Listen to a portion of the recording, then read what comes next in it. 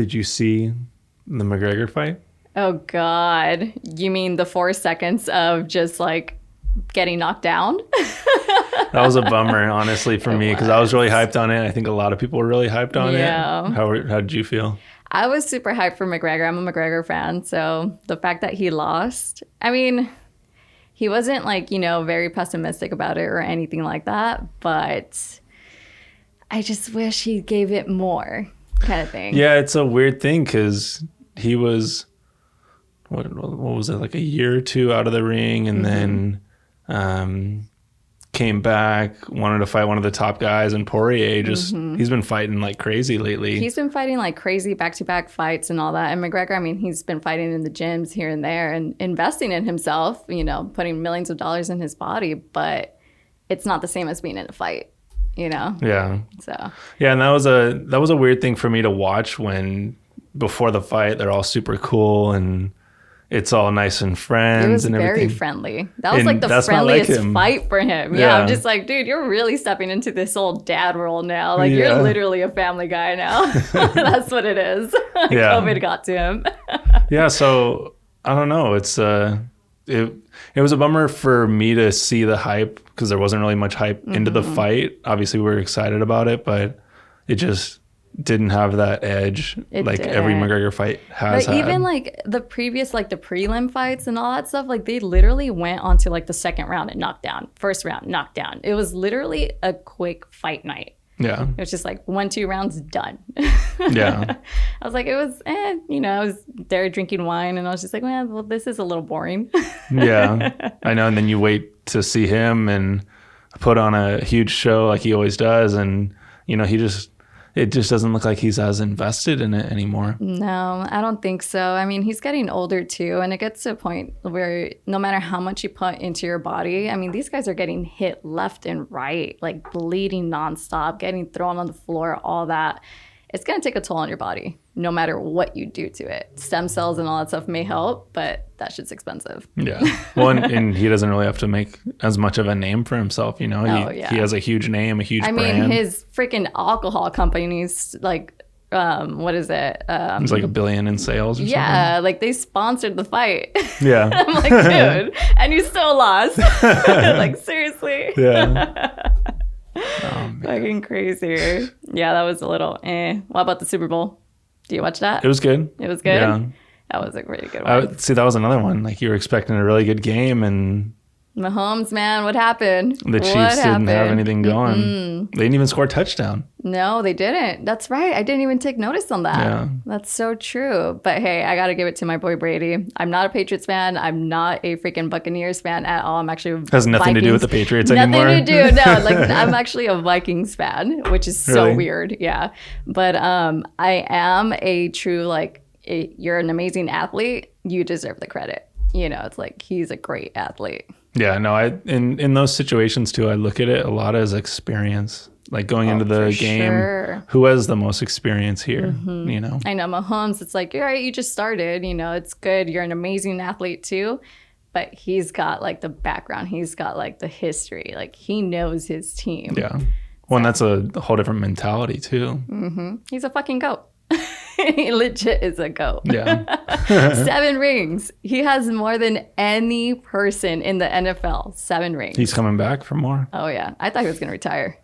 I really thought. After that? I was just like, he just won. He's going to end it on a good note. And then my boyfriend's like, no, you know what? He's got 3 more fingers to go. I'm like, wow. Yeah.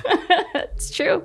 Why not go for 10, right? Honestly, I wouldn't be surprised. I mean, he's only, 40, 41? He said he'll retire at 45. He's still got years. He still has years on him.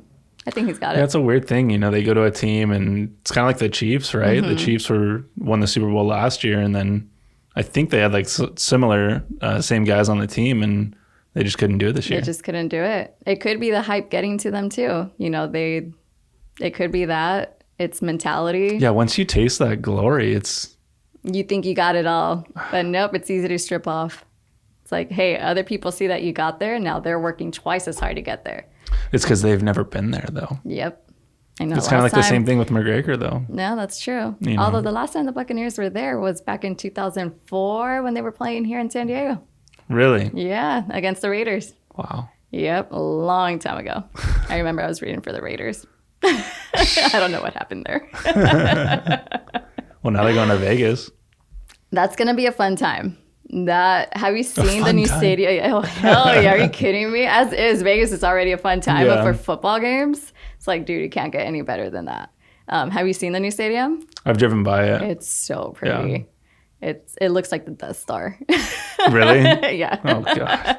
I'm a Star Wars fan.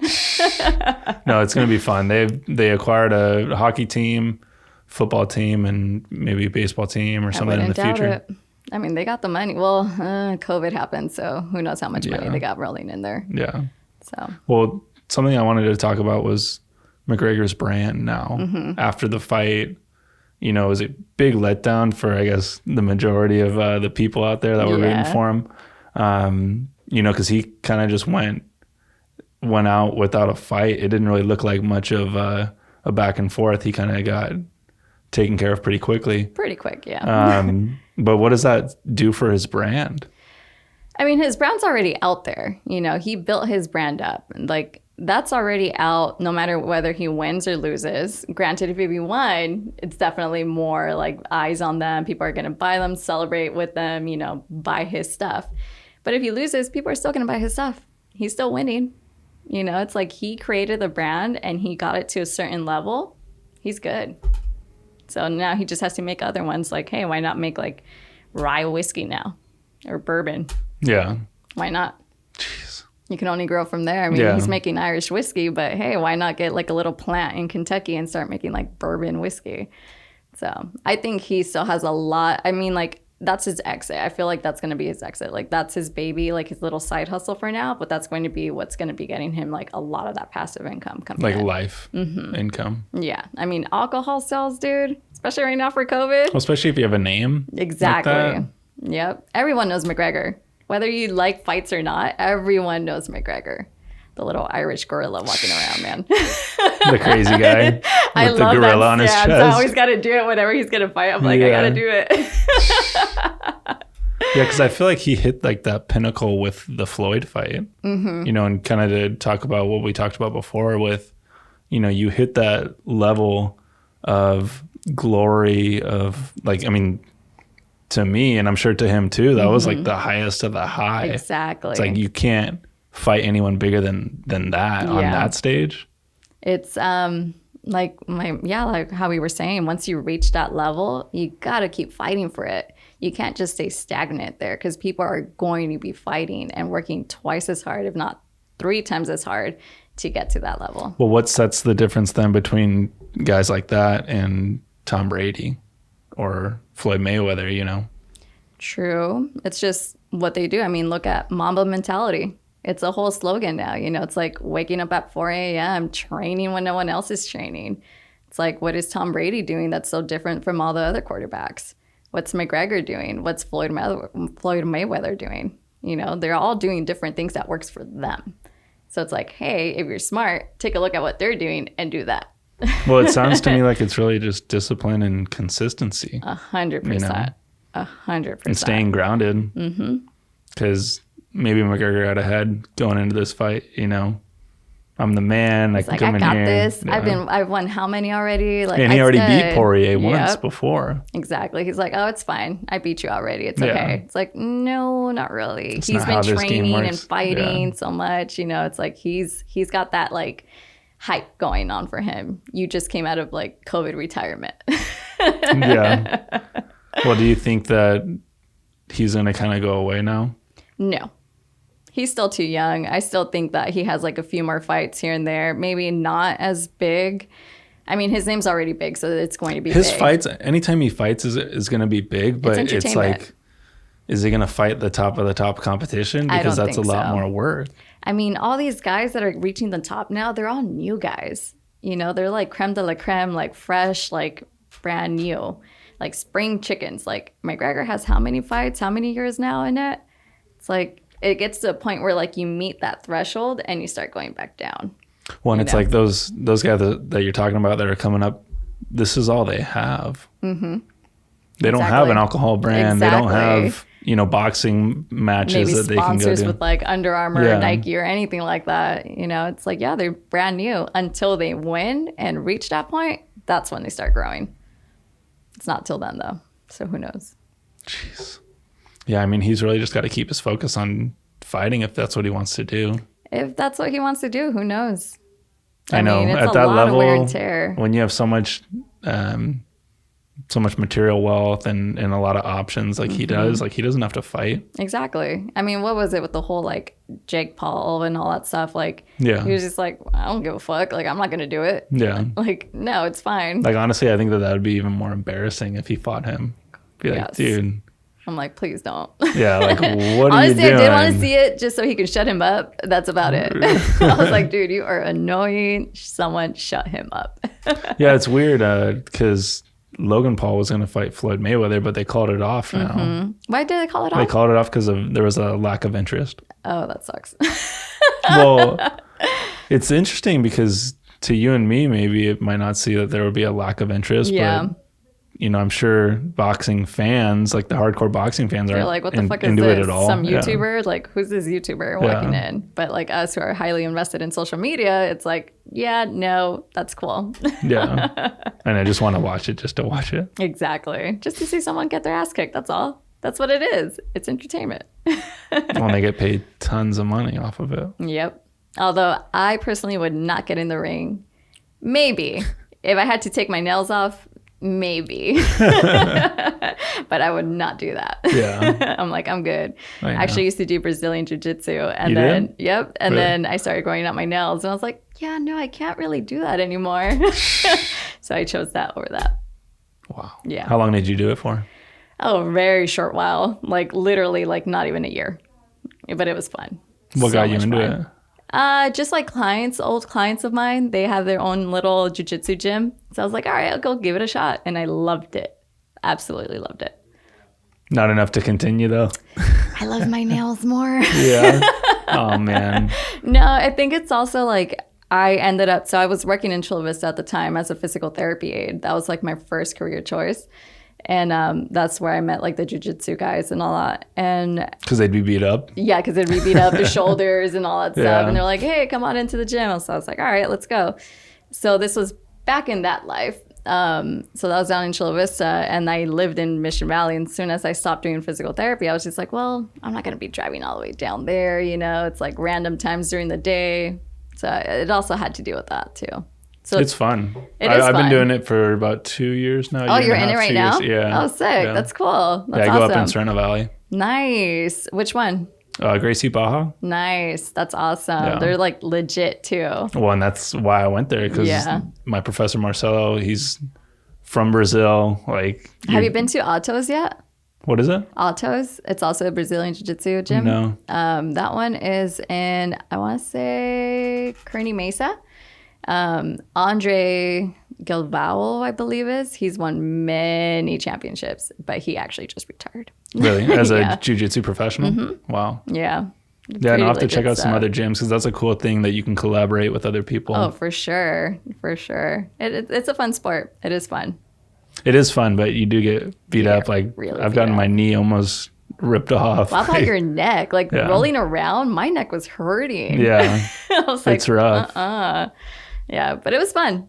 Lots of fun. And then my boyfriend actually used to do it many years ago. So it was cool, like learning it and then practicing it on him and him like going back Yeah, in yeah. time to like practice on me too. And I'm like, He bruh. doesn't do it anymore either. No, he's more surfer and like golf and all that now. Yeah. Yeah. So how'd you get into the marketing?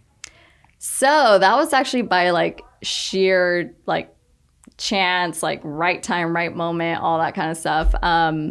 My boyfriend is a commercial real estate broker and commercial real estate investor, and his business partner was looking into getting more into social media. And I had my following already. Like I was just doing my own thing, physical therapy at the time too.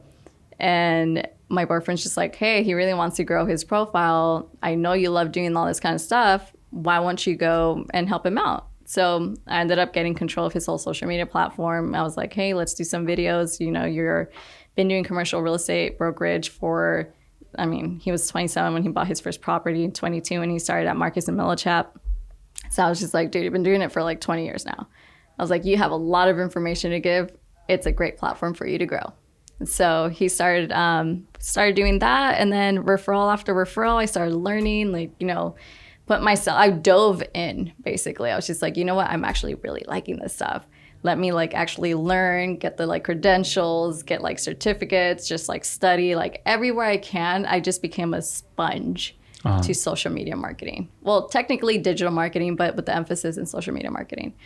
And I just started growing from there, and like referral after referral, and it just started growing. I was like, holy shit, I just found my passion. Like I love being a hype woman for other businesses. Yeah. Like that's what I call myself. I'm like, I hype other businesses up and I love it. I love seeing them get a return on their investment. I love that because it's like, hey, I'm doing my shit right. So is it really just creating content? It's not just creating content. So a lot of people do think that, it's, you're on social media, just post one thing here, post one thing there, like add a little bit of hashtags, you're fine. Yeah. If you have a brand and you really, really want to grow and you're like highly invested in it, you have to have a social media strategy. It's just like you can't just be posting left and right thinking that you're going to grow. You got to have a strategy behind every single post. And that's why I'm always like, you got to plan out your post. It's just like, why are you going to put this up there on Monday? Why are you going to put this there on Tuesday? Like, what's the message behind it? And what's your call to action? Like, what do you want your audience to like learn, to see? Like, what is it? So it's definitely more than just posting and creating content. It's like the message behind it kind of thing. It's like a strategy. It's with real estate. You go up to a property and you're like, you see a parcel and you're like, I want to buy that parcel. Do you have the right lenders? Do you have the good credit score? Do you have the money? Are you going to go in with partners? If you don't have the right strategy going into it, you're going to fail. So it's not just all content. Yeah, you're just shooting blind. Exactly. Yeah. Yep, exactly. So, I mean, you can do just like regular posts and just do content, just for the sake of posting, but that's going to very limit your growth as a business. If you do it right, you can definitely grow faster. Who would you say some of your mentors are in the marketing game? Billie Jean, actually located here in San Diego. Let's see, Ryan Dice also. He's a big time digital marketer. And then just like smaller people, like micro marketing people, like on social media all over the place. But definitely Billie Jean. I like how outspoken he is. And I'm very outspoken too. So I'm just like, I vibe very well with him. Yeah. What different platforms do you use, like Instagram, Facebook, LinkedIn? I don't know, maybe Twitter as well. Twitter. So there's 4 different kinds of like social media platforms. You have your social networking, which is like Facebook, Instagram, LinkedIn, Twitter, all that stuff. Like you're literally networking. Then you have your blogs, which is like Tumblr, I guess you can do like a little bit of Twitter in there also. But then there's also photo sharing, Instagram. We Heart It. There's so many different ones. And then video sharing, YouTube, Vimeo, all that stuff. So everything under social media, that's what I do. The cool thing about all those is that you can do ads for every single platform, which is awesome. And that's what you've found a lot of success with? Yeah. So marketing and strategy are my key, like my go-tos, and podcast producing too. But that's like a side. It's not different from that. Yeah. But I mean, just I can't get any more pleasure than seeing like, hey, you put this much money down and you're literally getting a return on your investment like tenfold, if not more. It's like, it's insane. That's crazy, because just looking at it from the outside, I guess people may look at it like it's like a very daunting process to grow. And yeah, a lot of people do think of it like that. And that's why you should hire someone that knows how to do it. If you get someone who has no idea on marketing, does not have a sales pitch, does not know how to do copy or anything like that, hire someone. Do yourself and your company a favor and hire someone who specializes in this stuff for sure. Because then you don't want, like, another thing too, it's like shooting blindly, it's like you don't want to just be throwing money out. It's like, no, like you want to have a strategy behind it. And then like, if you got to fix things, fix it, test it, all that stuff, like see what works, what doesn't work. I mean, we've thrown out lots of money just testing things. And if it doesn't work, it's fine. But you make up and making it back regardless. And you're posting things like every day, twice a day? Depends on who the brand is. It's all a different brand strategy for every single different brand. There's brands out there that are more like health and fitness related that are part of my clients that we post every single day.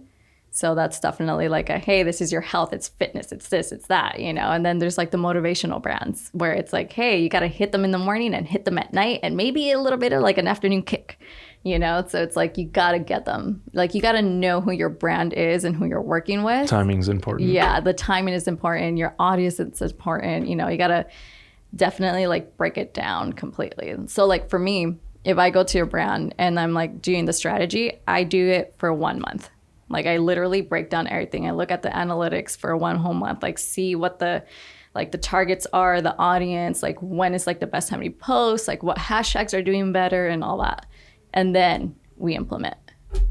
And that's from having a business profile? That's from having a business profile, creator profile, all that stuff. Yeah, because there's like the professional ones, the business ones, creator ones. And then just like the regular. Right, because I don't think that you get access to that if you have just a personal account. No, right? not personal. Yeah, if you have creator and business, you do. They give you all the analytics. And then there's also like stuff in the background on Facebook that you can go to just for like Instagram and Facebook that you can look up all your analytics as well based off your pages. Yeah, I mean, marketing is probably the most important thing for especially real estate business. Nowadays. Yeah. Nowadays, more so than ever. I mean, it's changed so much. Yep. Have you seen much of a transition since you got into it till now? Oh, dude. I mean, even just during like, just because it's like new news, like during COVID, everyone's just like, oh, like, are you working a lot? Like, are you just chilling at home? And I'm like, everyone wants to market right now. I'm like, I've been insanely busy. I'm like, Yeah. I can't catch a breath. Like, I actually ended up having to hire like VAs behind me because I'm just like, dude, I can't do this alone. Yeah. You know, so it's definitely been busy and definitely a lot more real estate agents too. Really? Yes. Before it used to be like the companies like, oh, Keller Williams, EXP, you know, all that kind of stuff. Now it's just like individual agents just like, hey, like, can you do this? Can you do that? Which is like sort of weird too, because you're literally competing within the same company. Yeah. You know, because they're all individuals, right? Exactly. Yeah. So it's just like, well, how can I make yours a little bit better, but yours a little bit better too? You know, I'm like, it's sort of the same audience. Yeah. But I mean, it ends up working out for everyone. So granted though, in real estate with the inventory being so like low, it is pretty hard. You know, it's like not a lot of sellers want to sell. Either they're going to refinance, but a lot of them are holding on to their homes. Like they're waiting to see what's going to happen when the shoe's going to drop. But no one knows. Yeah, I mean. We can predict, but it's a prediction. That's the thing. Like, we don't know what's going to happen. I think a lot of people do feel like that. You know, I'm talking to a few people that are thinking about selling their home, and it's just, there's so many factors. Do they want to have people walk through the house? Exactly. Where are they going to go to? Because if they buy something, they're just going to buy at the height Exactly. again. So yeah, it's crazy. I will say though, there are lots of opportunities out there though. Like if you have the cash or you have like partners that you want to go in with, there's a lot of opportunities for like either multifamily or even like 3-4 unit buildings for sure. Do owner occupied, why not? You know, it's like, yeah, just house hack it. Yeah, completely. So I still think there's a lot of opportunity out there, even though the market's pretty crazy. Or you can just go somewhere else. Like we have some stuff out in Texas and in Florida. So we're just like, all right, leave California a little bit. What stuff? Like business? Like, no, it was part of syndications, apartment syndications. Oh, okay. Yeah. So it's just like, all right, a little bit of money there, a little bit of money there. Like, why not? Let's just grow everywhere. Yeah. I know. And especially a time right now when, you know, Texas is open, Florida's open, but California's closed. Yep. Business So it's like, friendly. I guess a little bit more enticing to go and invest in those areas. So many of like the big people out here, you know, like I'm talking about the people who have like the multi-million property homes and all that. They left. They're like, we're not going to pay those property taxes anymore. They left to Florida. They left to Texas. I'm just like, they're smart. You know, they can literally get more land than what they were paying for over here. Well, and a lot of people, a lot of businesses too. I think Tesla moved to Texas. Amazon, they left. Yep. It's crazy. So I saw something crazy the other day. It said that Jaguar pays about like $3,000 or $4,000 per car to market each individual sale. Oh wow. Yeah, and that's Tesla, actually not a lot. Well, compared to Tesla, I think Tesla was like $400 a vehicle or something. So it was like they were destroying them. Tesla built a name. Why do you think that is? Elon Musk, it's just the brand. He's a smart ass. He knows what he's doing. Yeah. Although I did see a video today on TikTok. Just gonna throw this out there. Spoiler alert. The Tesla in the snow does not do so good though, because it's like you gotta like bust open like the door to unlock it, and like the window for it to come down, it froze, so it couldn't come down. Whoa. So I'm like, maybe if you live in the snow, a Tesla's not for you. Yeah. Stick with the trucks. Stick with the 4-wheel drives. That's funny. Well, I'm sure they'll innovate something if they see that. Yeah, I mean, he did the SUV, the coupes. Now it's like, all right, let's do 4-wheel drive. Why not? So, I know. I mean, he has freaking spaceships going out there. I'm sure he can make a 4-wheel drive car. Isn't that weird though? Because that's another thing big on marketing is they market this Cybertruck. Mm-hmm. They accept $100 reservations, which they haven't even started making any of them. But that was just a way for them to gain a ton of capital and to start build. growing. Exactly. Yeah. Did you see like this younger kid? I think he's probably like our age too. He's like this millionaire. He was like, I'll sponsor people to come also. He's like, I'll buy your ticket. So it's literally just like money being put in there. It's a great investment. To go where? I believe it was where is he going to go? To Mars or some shit? Oh, somewhere really? out in space. Where is it? Wow. Yeah. Pretty intense. I'm like, well, that's Elon, another way to get publicity. Yeah, exactly. Like, Elon, you are a genius. See, are there ways like that you would recommend to, I guess, throw your name out there in any sort of situation like that? Oh, for sure. I mean, if you can partner up with anyone who has a big name and just like partner up with them, do it. You know, that's one of the smartest things that you can do. Ride the coattails always. It's almost like, I mean, a good example is like getting started in multifamily investing. You know, it's big in my head because that's what I'm very like in. But it's like if you don't have like the bank, you know, history and all that kind of stuff, they're not going to loan to you. But if you're going to partner up with someone who has been in that bank for 15 years already and has apartment like properties and all that, they're going to lend to you. And just by lending to you and you being maybe 10%, 20, 50% owner, you already have the history. Like, you're good to go now. You're solid. But that was done because you're saying moving forward from that project. Moving forward from that project, yeah. You rode the coattails and now you're set. You know, so it's just like, hey, if you're going to partner up with someone with a big brand and get your name out there, you're set. I mean, you see it all over the place. Like the 10X Growth Con, Grant Cardone, he brought so many people that a lot of people didn't even really know about. Like, yeah, you know, you heard them, they're small. And then they blew up. How many sales did they get from just that 3-day conference? A shit ton. Just because they brought people together. Exactly. It's like the whole masterminds. Like, that's like the newest thing. You know, it's like create a mastermind, get a group of people, like get your product out there and sell it. People will buy it. Just play with the psychology. It's like, hey, this used to be like $5,000. Get it today for $500.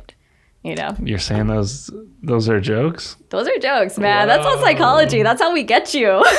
Wow. You really think that has a value of $5,000? No. I saw something that was like Ty Lopez, and it was like for $20,000, get it 99% off today. We fell to that trap. Really? Me, Kenny, and Crystal, we fell to that trap. Oh, no. Did we use him ever? One call only. That was it. Really? Mm-hmm. And it was for a whole year. Wow. Yeah, we were just like, oops, well, there goes that money. We definitely fell into it for sure.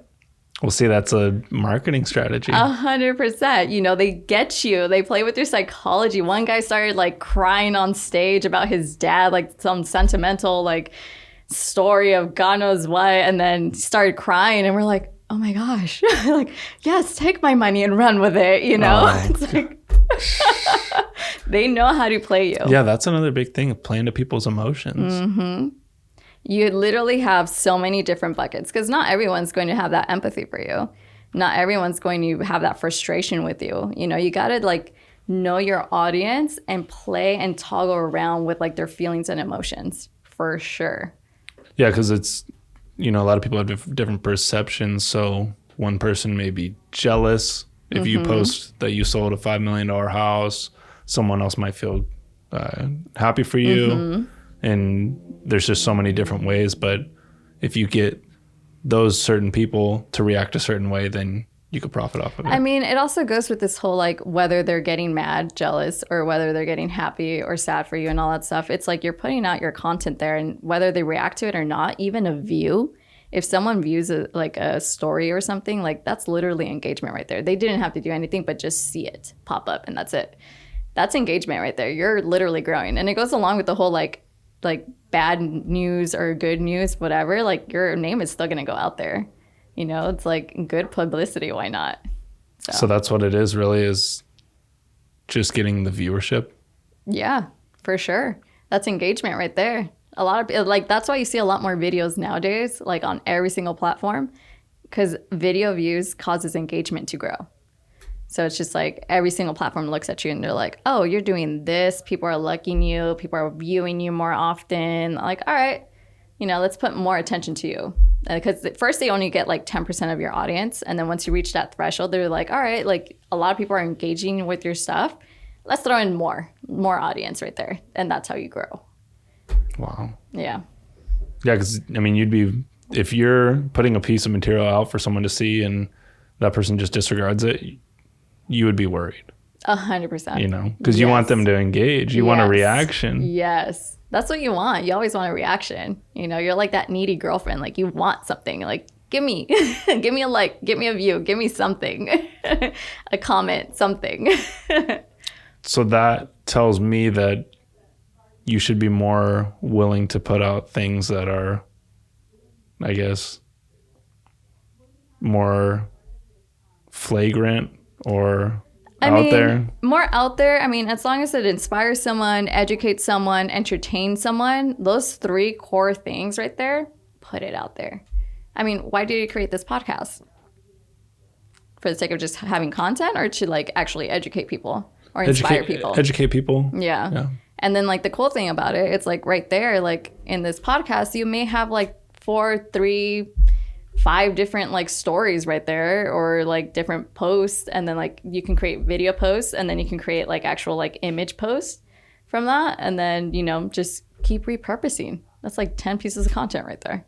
It's gonna help you grow. Yeah, because I mean, even someone just hearing a snippet of what we talked about today, they could be inspired. What do you mean, McGregor this? Exactly. Like, or all of a sudden they're going to be getting like the proper 12 freaking ads sent to them. Dang. You're welcome, McGregor. We're helping you. Wow.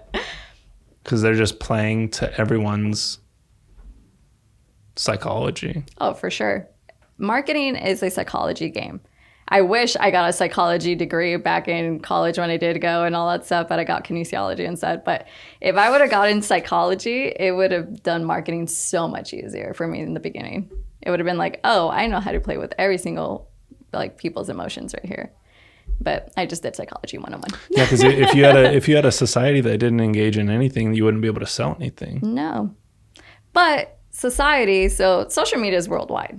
Like that's everyone knows that. There are 3.6 billion people. There's 7.7 in the world, but 3.6 billion people who have social media. In 4 years from now, it's going to be 4.4 billion people. So you're telling me that out of those 3.6 right now that we currently have, you can't make one sale? One single sale. It's like, what product do you have that you can't make that sell? You know, so it's just like, post your content, educate, inspire, like, put money down on marketing, hire someone to do your marketing. You can definitely sell something.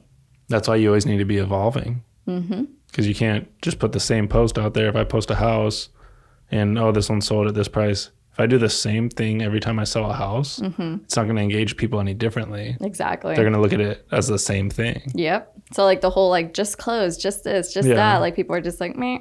Like those don't get a lot of engagement.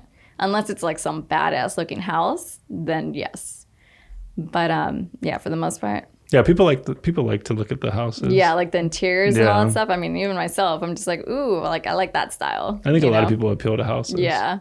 But like the whole like just like the little templates that say like just sold, I'm like, meh. Like do more like the interior like the minimal stuff. Yeah. effort. Yeah. Yeah, like do like carousels. Like those are great for carousels on Instagram. Just like the stuff that you can scroll. It's like those are great. Yeah, I think that people want to see more visual, and that's what I think Instagram's done, is create a lot more visuals. Because for me, at least, I don't really like Twitter. I don't use Twitter. Same. I rarely go on there, just because I guess it doesn't really engage you as much. Yeah. You feel more of the serotonin by being more visually, like you like being visually like appeased, you know, it's just like you like seeing something, videos and whatnot. Twitter's just words, you know, that's just like, you're reading it. That's whatever, you know.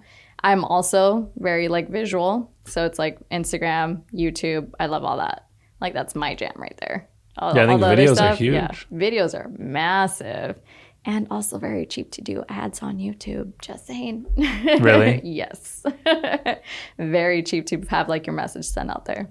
It's actually a lot faster to grow your subscriber count there than it is on actual other social media platforms. On YouTube? Mm-hmm. Just a quick like 30-second video or something? 30-second, 15-second, whatever you want. You don't want to do more than 30 seconds. That's like too overload. Yeah. It's too much. Yeah. You got to like know what's a good segment amount.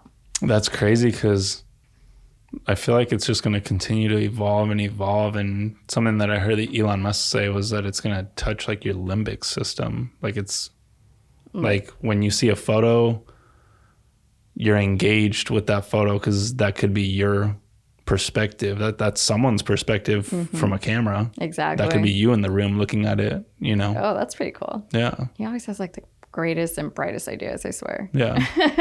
Well, I think it's going to go further though. Like what? Like virtual reality. Oh, you think so? I mean, we're already starting a little bit here and there, which that's Imagine pretty fun. People just wearing virtual reality goggles all day. I mean, they already wear like the headphones for like the silent discos and all that. Yeah. So, hey, why not a little eye mask? Well, it's like right now you see someone, you know, working on their desk right here and they pick up their phone and go on Instagram. Mm-hmm. Imagine if they picked up a set of virtual reality goggles. Oh my God. And went somewhere else. The beach.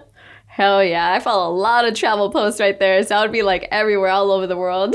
Dang. That would be sick, right? Forget airlines. Fuck. Wow. They're a thing of the past now. Yeah. You'd actually be there. Exactly. I don't think your body would really know the difference. Mm-mm. Whoa. It's crazy. Yeah. But then there would have to be something that would engage you physically. Like for your feet to walk on sand. So more like a 4D reaction?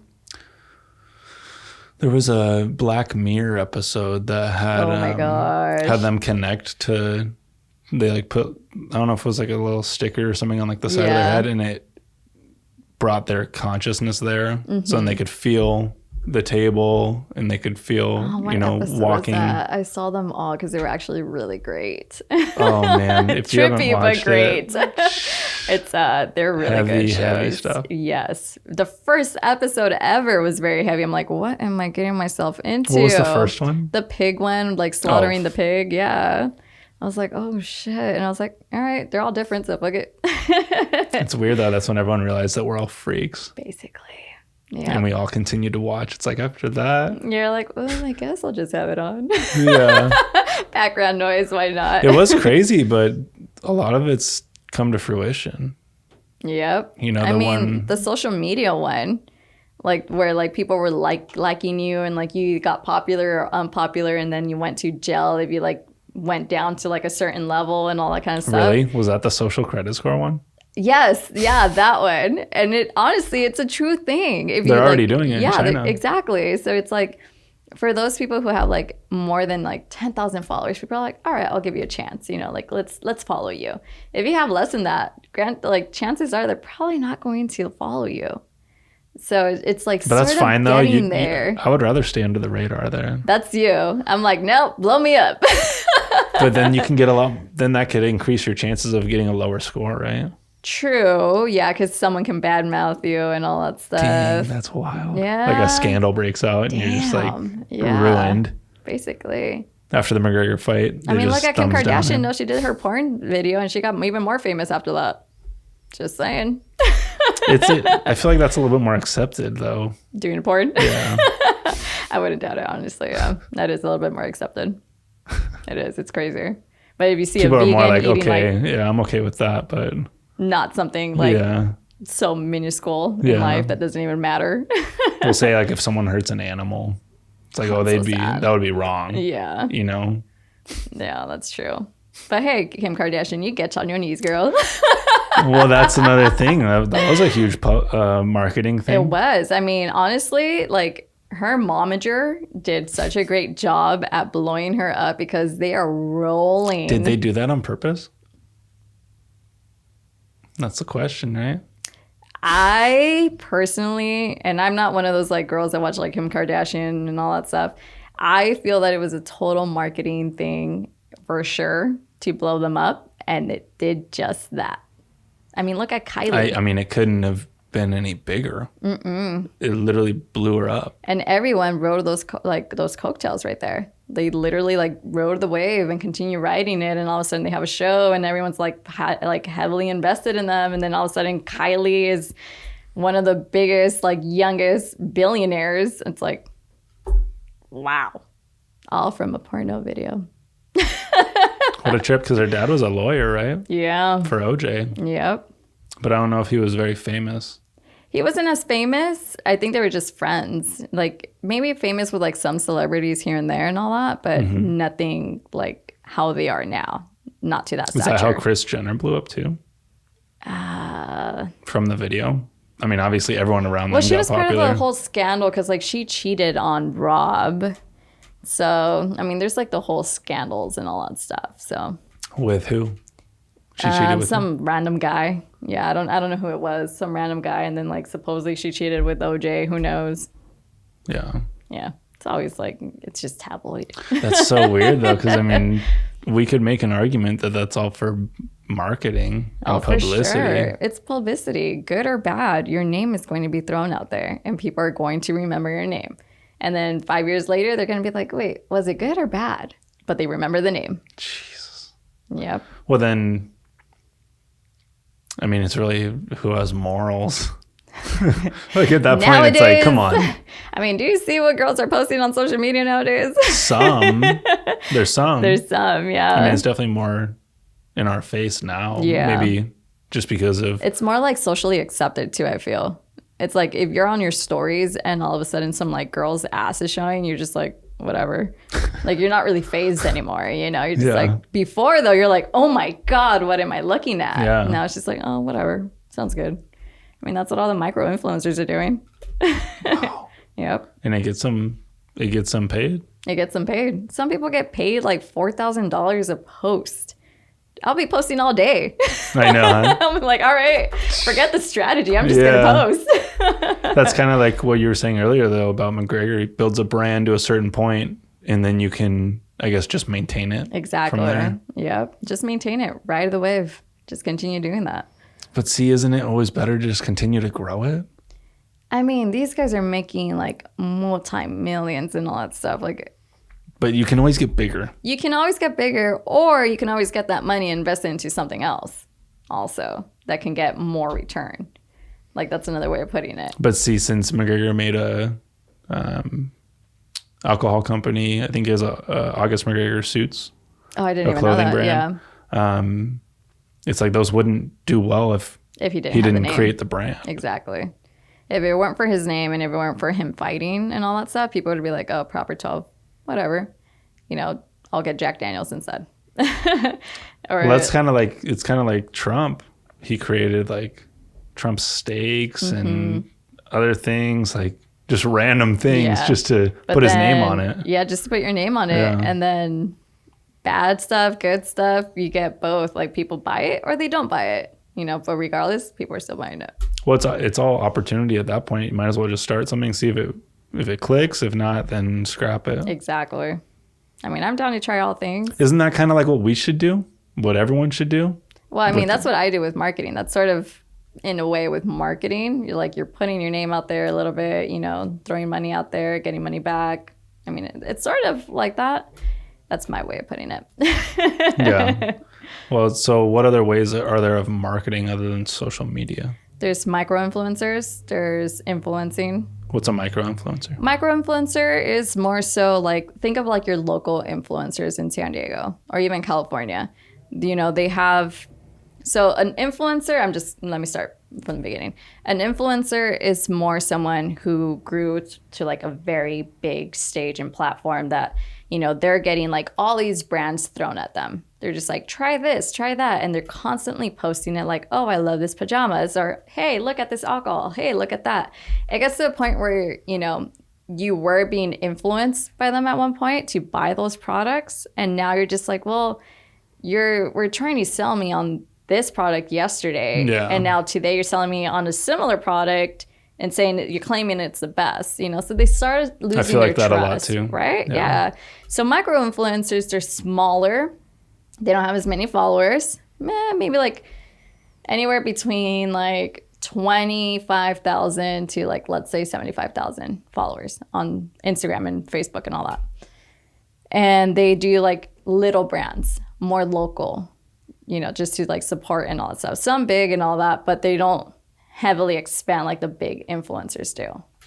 So that's more like micro influencing, just like the smaller that's a people. weird thing too, is they're kind of walking a thin line with people, because if I see someone, if you came in here today and were showing me this, that, oh, I have this, oh, and then I bring up something else and you're like, oh, I got this. Yeah. And it's like, well, you don't know, I guess your genuinity is lost, like how genuine you are. Completely. You know what I mean? Yep. So I actually, to put a story here, for Christmas, I got these bomb ass like pajamas, like super silky smooth. Like Crystal and Kenny got them for me for Christmas. They're like almost like $180. And I'm like, they're like butter slipping in them. And then this like brand ended up reaching out to me like 2 weeks after Christmas. They're like, hey, we really want you to try our pajamas. You know, they're like super comfy, breathable, all that stuff, blah, blah, blah. I was just like, all right, well, let's give it a shot. You know, they look identical, just a different color to the one that they got me. Here I am posting one day, like the nice pajamas, the black ones that I got from them. And then in a few days, you'll see that I'll be posting some gray ones, you know? So I'm just like, oh God, I'm doing that same thing I said. Like, Wait, did they send them to you for free? Oh, yeah. But then I influence other people by giving them a discount, 50% discount, because these are like 160, so they get it for $80. And so it's just like, hey, why not? So they're using my audience, because I'm very like engaging with my audience and stuff. So they're just like, hey, sell this to your audience by just influencing them, you know? Wow. It's a crazy thing. I love it though. I love getting free shit. I've been sent like lots of alcohol. I'm like, do I just look like an alcoholic or something? Because I'm like tequila, whiskey. Thank God they haven't sent me vodka, because I don't do that stuff. But hey, where's my wine? Well, you'd give it away. Have you given anything away? I mean, to my girls, if they come over to the house. Yeah. I'm like, that counts, right? I mean, I'm talking about a bottle. I'm not talking about a case. Yeah. But yeah, that's like, I'm slowly making my way into like the micro influencing, which is a good way to also make passive income too. How have you grown your audience? Just over time, being consistent and just, I mean, I actually just recently put out my brand and what I actually do. So before I was all referral. Then I was just like posting more just like myself and all that kind of stuff. But, you know, I engage with everyone. Like I post inspirational stuff, educate people and all that. But as of I think like 2-3 weeks ago, I actually like launched my brand. And I'm like, all right, you guys, this is what I'm going to start doing on my platform now. Like I'm going to be teaching you guys social media tricks, social marketing tricks, like all that kind of good stuff. So now it's like growing even more, because all of a sudden people want to learn these tips. So that's another good way of doing it. Well, that's kind of the name of the game, right? Everyone wants to get in on that stuff. Exactly. Because they're like, oh, wait, how do I grow?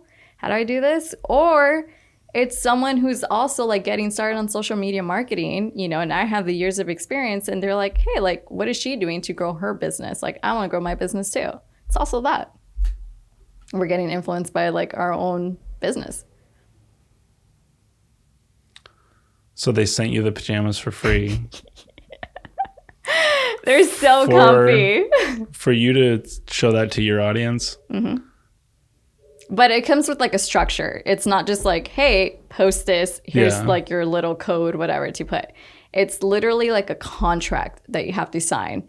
And they're like, hey, you're going to get these this day within 2 weeks. So give it 2 weeks, make a post, do 5 stories, do this, make sure you use these hashtags. Like it has to have this or it doesn't count. And like you literally signed the dotted like, you have to sign. Yeah.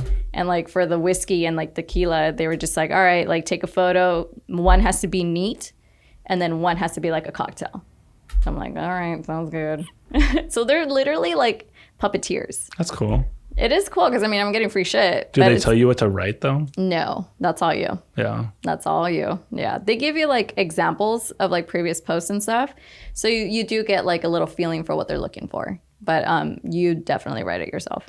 I mean, you want to stick to your like, you know, your wording and all that kind of stuff. Yeah, your vocabulary. Yeah, because it's like if someone's on my Instagram and they're like, that doesn't sound like her. Like, what the fuck is this? That's why, like, for my like brand, I never hire a VA. Like, it's just me. Yeah. I'm like, I'm not gonna. Because that's when it gets ingenuine. Yeah. You know. I'm like, I want to make sure that I engage with my customers, my audience. Like, I want to make sure that it's my vocabulary, like all that.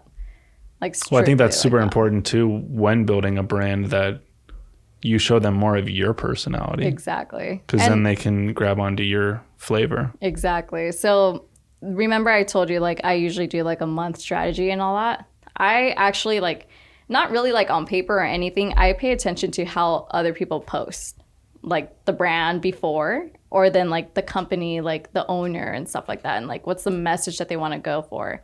So now that I write some copy for my clients and all that, I end up taking their voice.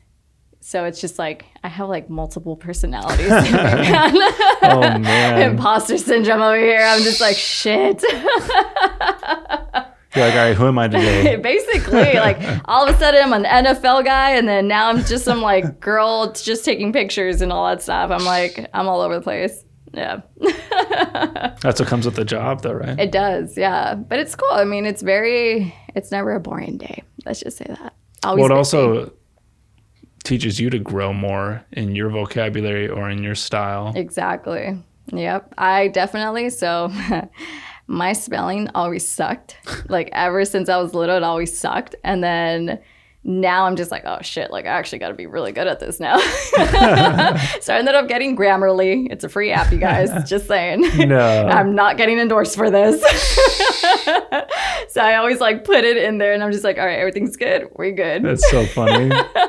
It's another step to my process, but hey, as long as the client's happy.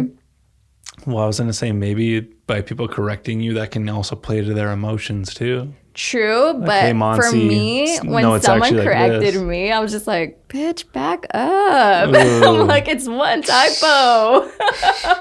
Like, relax. Yeah. It's like, I typed it on my phone. My thumb got in the way. It's like, yeah, no. That's I'm funny. like, I ain't about that. Nope. Any other apps that you know of that are up and coming? Up and coming? I mean, for just social media? I mean, there's a lot of like scheduled posting apps out there, like Later, Planoli, and all that kind of stuff. But I'm looking forward to the apps that are coming out that can like literally schedule out more of your stories.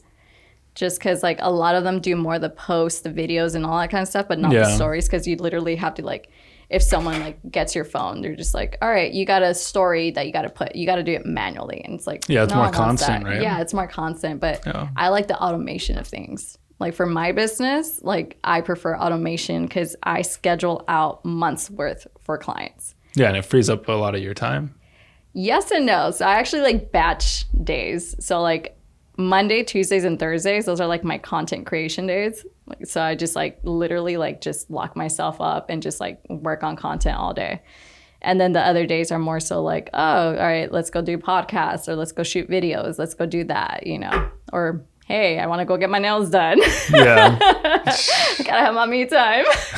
I know. Because I mean, I'm literally like this with the computer most days. So it just gets very like, you know, but I love it. So there's ways to grow organically. I am a big person on growing organically. Ads and growing like your audience, is that what you mean? Mm-hmm. Like growing your audience are completely different. Ads are to sell your products. And yeah, you're getting more views. You can get some followers from that. So it's not that organic. So ads aren't necessarily used for growing your audience? Not necessarily. It's to capture a bigger audience so you can sell your product. That audience member can either become a follower or not. It varies. There are like some like lead captures that you can do on social media for like following, but that's like, dude, you're literally begging for it at that moment. You know, it's like, no. But I'm all about organic growth.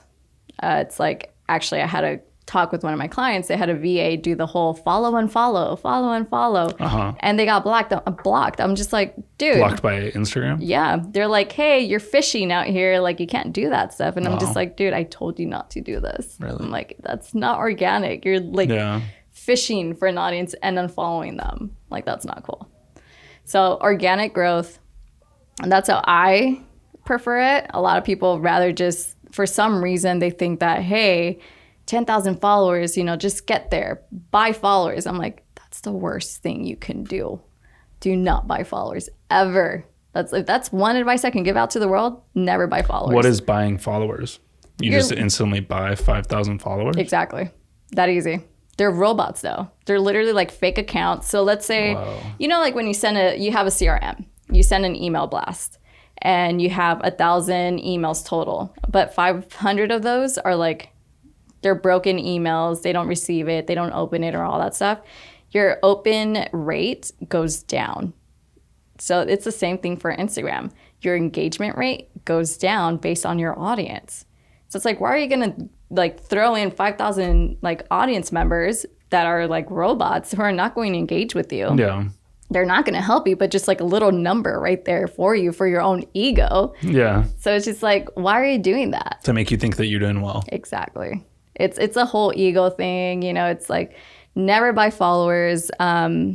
It's just ridiculous. It's the worst thing that you can do. Whenever I see someone who has like, let's say 20,000 followers, I'm like, oh shit, like they're so new. They only have like 10 posts. Like what the hell? Like what's going on? They only have like 15 likes or like so amount of views. I'm just like, how many of these are robots? You know, I'm like, no, like that's not good. So bad. I'm like, yeah, like you just went down on my list. Well, because when TikTok came out, people were getting hundreds of thousands of views and growing rapidly. Up. Yep. But is that because I heard that TikTok was able to grow more organically, and Facebook and Instagram were not as friendly to organic growth? Yeah. Can you explain that a little? So with TikTok, it was honestly at the right time too. It was like in the beginning of COVID, so everyone was like at their homes. All like the viral music videos were coming out. They were doing their dances. Everyone was doing them, you know. So it ended up blowing up that way. And then all of a sudden you started seeing your daily TikTok video stars, you know, like consistent, which is a big key word in social media, consistency. They were posting left and right and they just blew up. And the more views that you get on TikTok, the more people are going to be like, all right, let's throw this on this person's For You page, you know, because they're getting a lot of views already. Let's throw them on their For You page. So you're like scrolling, you never seen this person ever, and then all of a sudden you see them. You're like, oh shit, this is funny. Let me follow them. That simple. All of a sudden it's easy growth. On Facebook and Instagram, you know, you got to search for people. You got to add your friends. You got to like, you know, people got to accept your friendship. Like, are you private, not private? TikTok's just open. It's literally like an open field right there. Just like, hey, follow. Okay, done. You know, pretty easy. And it's just videos, right? Just videos. They have ads too, though. Do you guys do a lot of advertising on I there? haven't done a single TikTok video ad. Yeah, not yet. Really? Mm-hmm. Do you guys have a profile, though? Like, do you recommend that people get profiles? I do, but not a lot of people want to take the time to actually, like, do them. And, like, they're just, like, Instagram Reels. Like, you can literally do a TikTok, put it on Instagram for a Reel, or do a Reel on Instagram and put it on TikTok. Same formatting. I'm like, why not? But a lot of people still think that it's for like little kids dancing and all that stuff. That's what I got overwhelmed with. It did, but they blew up. They did good. Because they turned in a bunch of choreographies. Exactly, which was so fun to see. I never got into it. I have like the worst memory for dances and all that kind of stuff. But watching my little brother get into it, I was just like cracking up the whole time. How old is he? He is 14 years old. But he posts like at least 5 times a day. On TikTok? Yeah, I'm like, bro, don't you have school? Like, I know winter break's over. I'm like, come on. He's trying to grow. He's trying to grow. He actually, yesterday I was like scrolling. He had like maybe an hour or two on TikTok of like posting something. He already had like 5,000 likes. I'm like, oh shit. I was like, okay, damn, I see you. What does he do? He just does like little like montages of like the voiceovers and all that kind of stuff, or the dances, or just random shit, honestly. I'm like, all right, that's your audience. That's cool. Yeah, I mean, he knows if it his engages audience. people. Exactly. He knows his audience for sure. I'm teaching him something. I guess that's really what it is then, engagement. It's totally engagement. So engagement is big for growth. Consistency is big for growth. And videos. then just videos. Oh my God. Video is king. Forget images. Like, whatever. If you can throw in a video in there, oof. Even short videos? Short videos. As long as it gets... So if you're scrolling and you have a 1 second view, that's still a view. Instagram counts as a view. So that's engagement. Would you rather have 1 like or 10 views? I'll have 10 views any day. You know, it's like... Well, wouldn't a view just be someone passing through? Yeah, but it's still growth.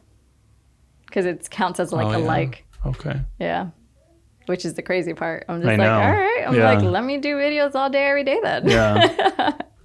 And I feel like even the shorter videos from like 15 to 30 seconds, maybe like a minute at tops. Because even I go on Instagram and I see like a video that's like 3 or 4 minutes, and I'm thinking to myself, like, do I really have the time for that? Am I that invested into it? Yeah. Sometimes they can drag on. Is it going to be like worth a really it? good topic, but we have such a short attention span. I mean, look at TikTok and look at Reels. They go up to like 30, 60, 45 seconds. That's our attention span right there. 4 minutes, you lost me. Like, Well, it's crazy too, because the more repetitive that it is, that you're seeing something for 60 seconds at most, the more that you repeat that behavior, the more it's going to be a habit for us. Exactly. You know? Although I will say, even though I am used to seeing like the 60 seconds, 30 seconds and all that stuff, I still love going on YouTube and watching. Although I do fast forward them all the time, or like I increase the speed. Well, it depends. It depends what you watch on YouTube. Yeah. Like learning stuff, it can be as long as it has to be, for sure. But more like entertainment, no, that's whatever. Yeah, no, I usually watch like podcasts. So then I'll like sitting down in this setting for people watching. It's easier, I think, for them to watch this sort of setting. Yeah. Rather than, someone doing maybe like a blog, going through like their whole day, going to the store, getting out of the car. And it's like, there's so much going on. Exactly. That it's hard to keep track of it all. Up, yeah, it is pretty tough. I mean, there's some people that do like their stories, like literally their whole life. I mean, I used to actually do that, and I'm not gonna lie, but I'm just like, dude, you literally have like a centipede at the top of your stories. Yeah, I'm like, that's a lot. Like, people are literally like, for me, if I see that, I'm just like, all right, I'm just gonna skip. Yeah, because I mean, there's a point of where it's good, but then there's too much. It's too much. You gotta have a threshold. Everyone has a threshold. And even sometimes posting not as much is maybe good in a sense too. Yeah, I mean, a lot of people are like, do I really have to post every day, twice a day? And I'm like, again, it goes back to who your brand is and who your audience is. Some people are great just posting 2-3 times a week and they still blow up. Twice a week, I wouldn't say once because it's like, but 2 to 3 times, for some people, it's key. More than that, it's like, all right, it's too much. So it's kind of like if you post like a ton of stories, like you said, with like the centipede at the top. Yeah. You're almost too available. Yeah. For people, it's like you're showing them too much. Yeah, it's like, what do you do? Yeah. It's funny because that is a true point right there. Because I used to post. I mean, granted, I always had like 2 jobs at one point. I would always post every single day, and I had like the little centipede. And now that I'm like very like invested in my clients, watching them grow, I'm like, I have little time to post on my stuff. Like, it's definitely not near as a centipede as it used to be. It's like maybe 2 or 3. It's a weird thing because it's like if I see someone just post like one, maybe like a sunset pic or something, I'm like, okay, like that's like too little. You're like, why not post more? Yeah, you're not showing me anything about you. Exactly. Or that one person who all of a sudden just like doesn't post for like 5 months and then boom, 1 story. Yeah. It's like, Where'd you come from? Yeah. It's hard to, I guess, really, it's hard to engage with that. It is. You know? It really is. But those are the people too who, you know, they're not really going at social media for growth. You know, maybe they're just there just to keep track of old friends and stuff like that, or just see what they're doing. It's not so much a business tactic for them. It's more so like a magazine. That's what it is. Yeah, it's so strange because it's almost like, well, you kind of have to be like on social media nowadays. Yeah, like, if you're really not posting, do. it's like, all right, what's going on? Like, are you okay? Yeah. Are you alive? Should I go check on you? If I don't post something, please someone go check on me because there is something wrong. I will say That's that. so funny. Seriously, though, that's what it's gotten to. It is. I mean, all my girlfriends have my location. So again, if I don't post anything, you know what's going on. Oh, man. It's so true, though. Well, then, see, that's the thing. It's like, where does it go from here? It's like we're getting so much This on is the just the phone beginning, now. though, of just like social media. Like, it's still a baby, technically.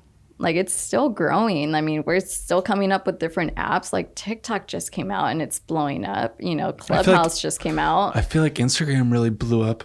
It did. Like, what was it? Like 2013, 2014? It was definitely more like 2013 for sure. And then it blew up. Everyone started getting it. You know, they started posting like those little Instagram self-made filters. Like, everyone had the same one for a while. And then, you know, they started getting more innovative. And then all of a sudden Facebook bought them. And it's like even better now. So it's like. Well, and then the stories. The stories, that's what. Oh, God. I was looking at a chart today. And I was just like looking at like what I really want to sell to my clients as far as platforms go. Snapchat used to be like, let's say the graph is up to here. It used to be here. Snapchat is like down here now. No one cares. You have stories on your Instagram now. You can send DMs to people if you're going to be all weird and freaky deaky and all that stuff. So it's like, whatever. People don't really use Snapchat anymore. I know, like, Snapchat's dead. It's like, there's something about Snapchat, though, because it was, you're going to open something and it's going to go away. And it's going to go away instantly, too. That was like that instant huge. gratification. Yeah. And then you can see if people screenshot it, too, which is also like a little thing like, oh, shit, why are you screenshotting me? What? What are you doing? Yeah. But I mean, now on Instagram, I mean, you have the option if you're going to do a story, you can keep it 24 hours. You can send it on a DM and keep it in the chat. You can erase it after they open it. You know, you have so many different options out there.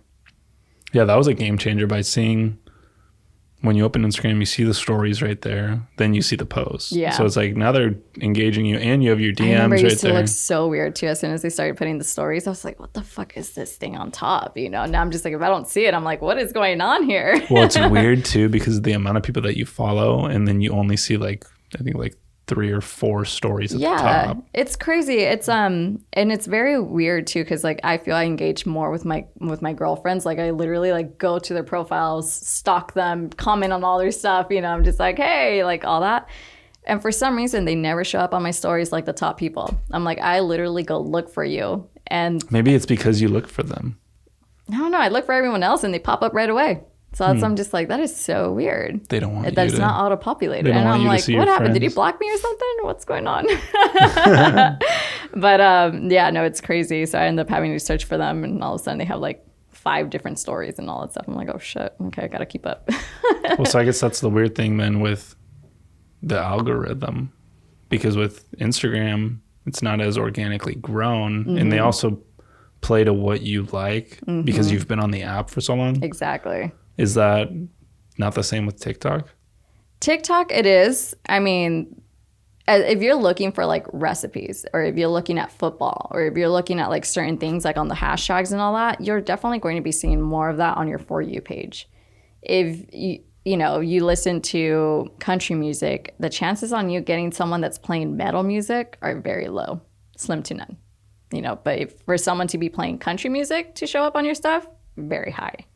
So it's sort of like ads, you know, it's like you search for things, boom, you're in that bucket. Yeah.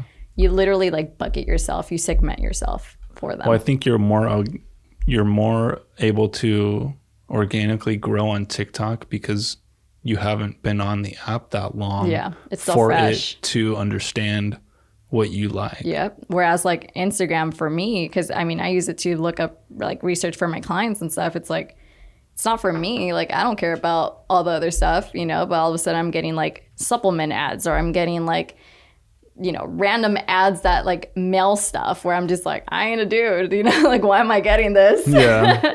But it's because I'm searching for it for client stuff, you know? So it's just like my profile has literally not become my profile anymore. It's mixed up with everyone else's likes and all your that. different searches. Yeah. It's just all over the place. Well, I guess where does it go from here? I mean, I definitely want to see what the new innovative app is going to be. I feel like Clubhouse, that one just came out like about a month and a half, 2 months ago. It blew up for a little bit as soon as it got to the West Coast, because it started in East Coast more. And then it came to the West Coast all of a sudden. People were like wanting their invitations and all that stuff. And they started doing their marketing, their real estate and all that kind of stuff. But I feel like it's dying down. Like, it got hyped and then it's just like, you know, I don't want to spend 4 or 5 hours on here. You know, like, am I going to hear the person I want to hear talk? Am I going to get any tidbits out of this? So I feel like that one's like, still. When did it come out? Like 2 months ago. Maybe a little bit longer, because like, no, it probably got launched like maybe like 5-6 months ago. But like, it actually like started coming out like 2 months ago, at least here on the West Coast. It's funny because it's kind of like a live podcast. It is, which I was just like, oh my gosh, this is going to be a new podcast platform. This is so cool, all that. But then it's just like, not a lot of people were really like engaging with it, or like actually having someone on there, like setting the times and all that. And honestly, a lot of people are visual, like they love seeing videos. They love like, you know, it's not so much. I mean, granted, you have your people that listen to podcasts like on Spotify or on Apple Tunes and iTunes and all that. But if you can see it, if that appeals to you more, why are you going to listen to someone on a phone call? You know, you literally can't see them. Yeah, it's a different audience. So. Yeah. I like the direction that they were going with it.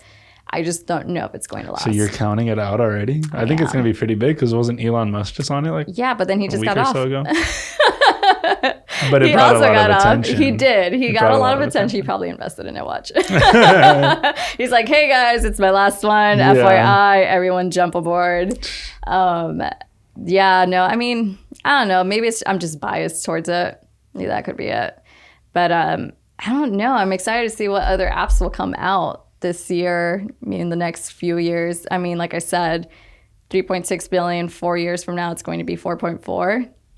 That's like a whole nother billion jump right there. There's got to be new apps out there. There's got to be new apps, but then again, the apps that they have are huge, right? They make it a monopoly in a sense, where they put stories on Instagram, they buy out Snapchat. They're literally going with the trends and being more innovative. Yeah. And when they already have a product that's working so well like this, I feel like it's just going to evolve more and more, and it's going to get better and better. I don't think that there's going to be something, maybe there is, but it's going to have to come out and be something totally different. Yeah. Kind of like how Instagram was compared to, you know, what people were using with Facebook or Twitter. Yeah. I mean, look at MySpace. You know, it's like Facebook got rid of the whole like top 8, your music and all that stuff, but people still loved it.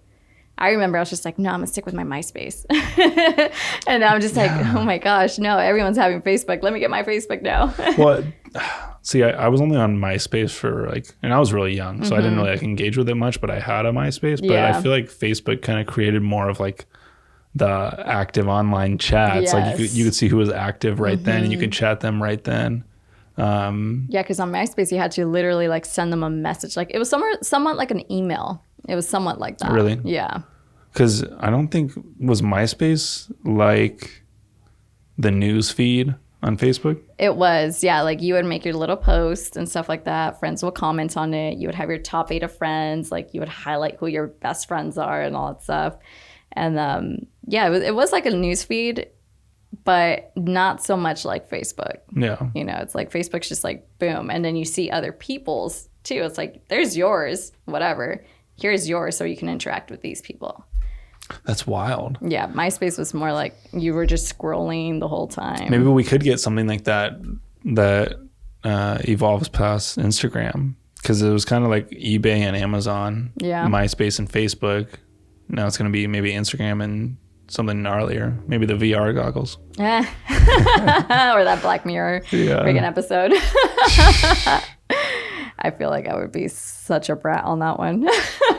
It'd be cool though, because I guess you could take yourself out of society. But then again, we're doing that already with social media and stuff. Like what we were saying, like what's more important now? It's like you have to almost be posting your story or else it's not relevant. And one big thing too about social media, and I am very big on social media. I mean, it's literally my career, it's my business and all that.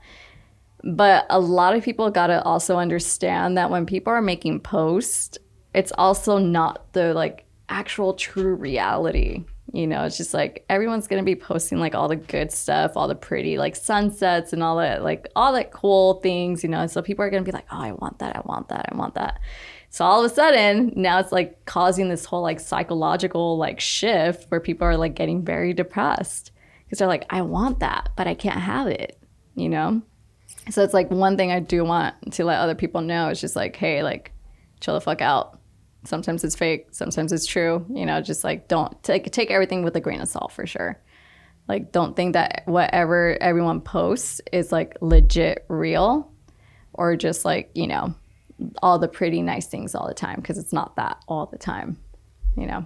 Well, people are going to want to post the good stuff, the best things they got. Exactly. I mean, the other day I spilled like coffee on my shirt. I posted that. Yeah. I was like, it ain't good, but I still posted it. It's like, look at this dumbass. Granted, that's my profile. So. Yeah. But for the most part, yeah, people only post the good stuff. So that's one thing about social media. It's the downfall of it. You know, it's like the serotonin's just high, but then coming down from it, it's sort of like a high. You know, it's like you're up here and then all of a sudden you're just low because like you step out of it, you step out of your phone and you're just like, oh, fuck, this is my reality. You know, let me go back on social media instead. But if you go into it knowing what you just said, that it's not real, that, you know, real life is different. And obviously people are going to put out their best thing, whether it be photoshopped or maybe a photo of you in Hawaii, but it was like 2 weeks ago, but people think maybe like, that you're there again. Traveling again. Oh my God. Yeah. It's like, no, people got to understand that. I mean, people literally go and batch content, like take photos and all that stuff, like multiple times. They just change their outfits. Yeah. So they're probably just at home like you are, you know, it's like, it's fine. But as long as you know that, then you're going to be okay. Yeah. But the thing is, not a lot of people know that. Like they think it's like the true reality right then and there. You know, I'm just like, no, it's like, it's not real. You know, even like for some of my clients, like I have batch content for them. I'm posting like pictures of them from 2 years ago and people are like, oh my God, your hair, it's so long now. I'm like, like, not really. And that's a weird thing too, is that 2 days later they could see the person and forget about it. Yeah. Like, oh, exactly. They'll forget about it. It's a 24-hour attention span. It is. It's a high.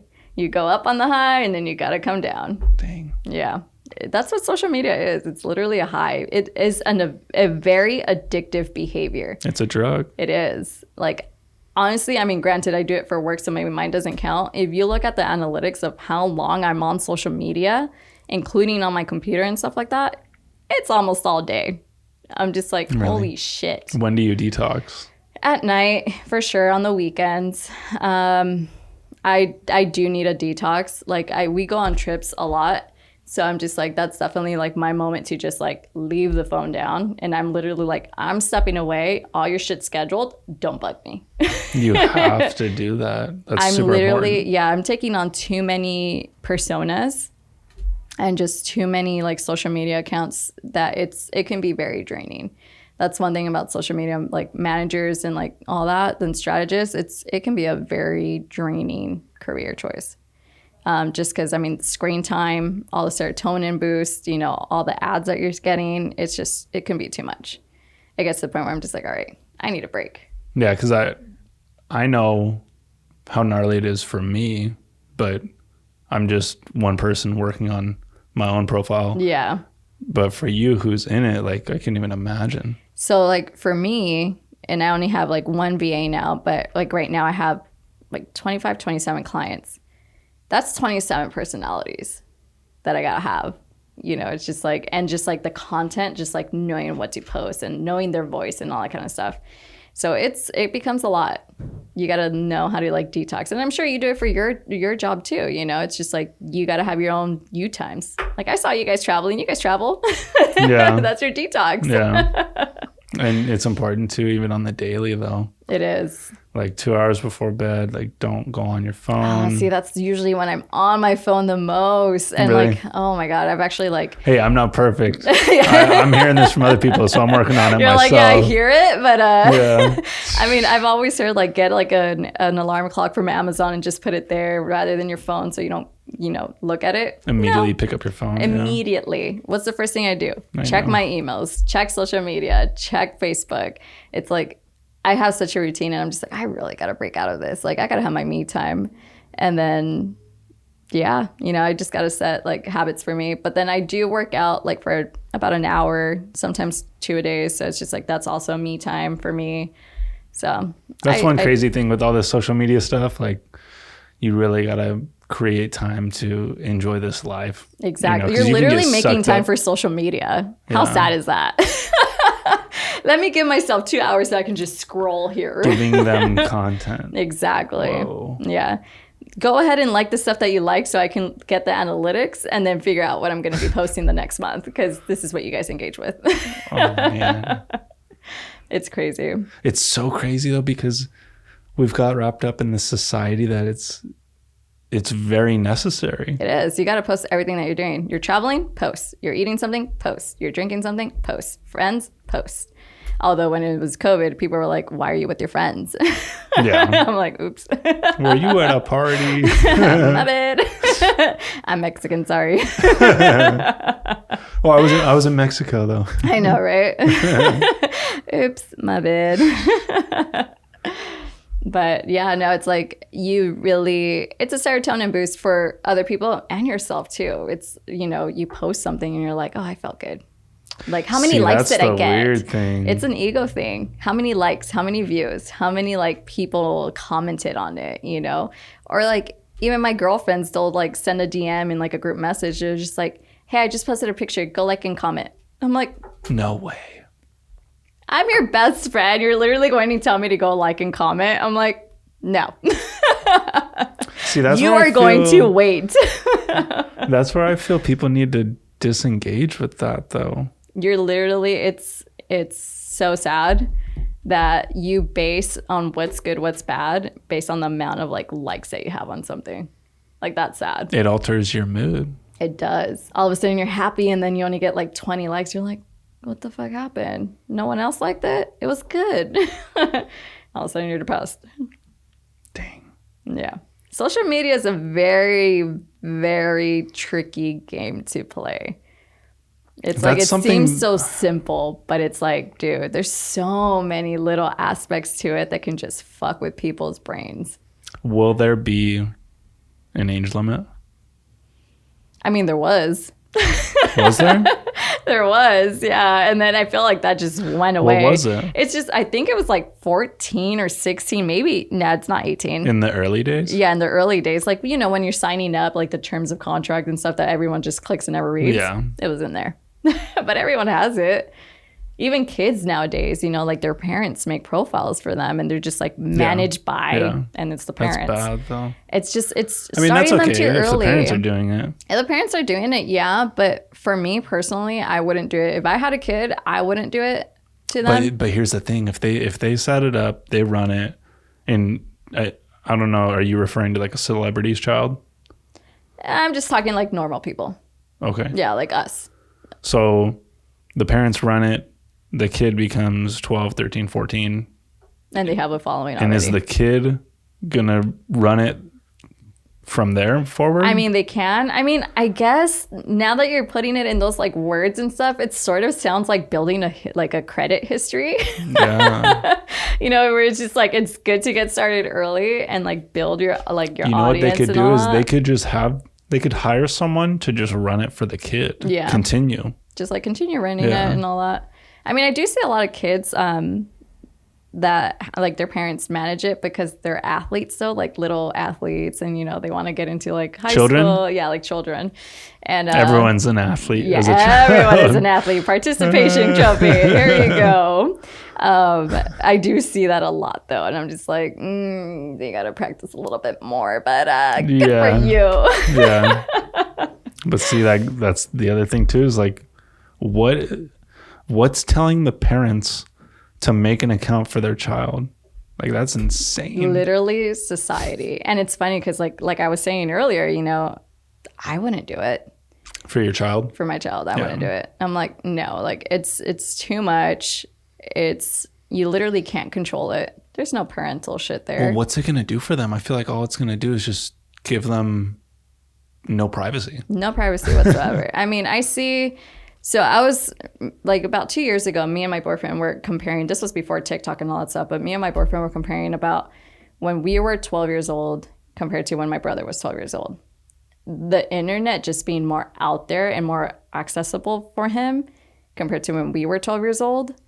I'm just like, dude, their brains are overstimulated. You know, it's like kids nowadays with all the screen time, like you see them, they're like smaller, you know, because they're just on screen time so much. You're getting like all these like UV lights and all that stuff. Testosterone is actually going down. Like there's actually studies showing that like testosterone is going down for kids. Whoa. Yeah. So like you see all these like Gen Zs and all that stuff, like just like all scrawny looking and all. Wow. Just saying. There's stats on that, like actual scientific like stats. I'm gonna have to look some of that stuff up because it's intense. Yeah, I didn't think about that. Yeah, I think John Nichols, he's he does like testosterone, like a doctor, like emphasizing on testosterone and stuff. He does a lot of studies on all that. He's on YouTube. Recommend him a lot. John Nichols. Mm-hmm. Like Tier 1 Health, I believe it's called Tier 1 Health. Well, you saw Social Dilemma, right? Yes. On Netflix? Yeah. How did you feel about that? I liked it and I didn't, just because I'm very deep in it. Yeah. You know, so I'm just like for some things I did, for others I didn't. So I don't know. I took it with I don't think I even finished it, honestly. It was just too much. I was like, this is too much for me. I can't. If I get like very like I'm like, no, I can't. Yeah. I'm like, I'm one of those people. Yeah, I'm like, I can't watch this anymore. Yeah, that was heavy. It was heavy. What's your take on it? I mean, it's just confirming what we all know, that it's not good for us. Yeah. You know, we're putting a lot of input and engagement into something that is just playing with us, you know? Yep. And that's a weird way of describing it, but that's how it feels like to me. Yeah, it is. But I will say though, like on social media, I've met some friends there, like literally met through Instagram, and now they're like lifelong friends and all that kind of stuff. That's awesome. Yeah, I'm just like, dude, this is amazing what social media can do. Right, it's a tool. Mm-hmm. So it's all how you use it. Because if I go on and I look at, you know, a bunch of girls, and I follow like a bunch of girls, a bunch of beautiful women on Instagram, you know, that's not going to do good for me. If I go on there and I follow a bunch of motivational guys, that's going to be good for or you. Inspirational people, you know what I mean? Like it's going to benefit me a lot more than just looking at girls all day. Exactly. You know? It's like, and that's what I feel social media should be. It's like, if you're following someone, follow them with a purpose. Don't just follow people just to follow them. You know, it's just like, there's eye candy everywhere. Like, you don't have to have them on your phone. Like, just go on the internet if you need to see something. Yeah. You know, it's like, it's so accessible everywhere now. But yeah, I mean, if you're going to be heavily invested in social media on your own profile, and just like a personal one, follow people that inspire you. Follow people that like push you to be like your greatest, you know, or like, hey, you're trying to get to this next level in life. Follow those people that are going to get you there. You know, it's sort of like the whole saying, like, you are who you surround yourself with, like the 5 people in the room. It's sort of like social media, just with thousands more. Yeah, totally. It's like, it is what it is. You know, it's like, I see in comparison to like what my boyfriend follows compared to me, you know, but we have like different views on things, or like different like goals and all that. So of course we're going to have different like people that we follow. Some similarities, but definitely different.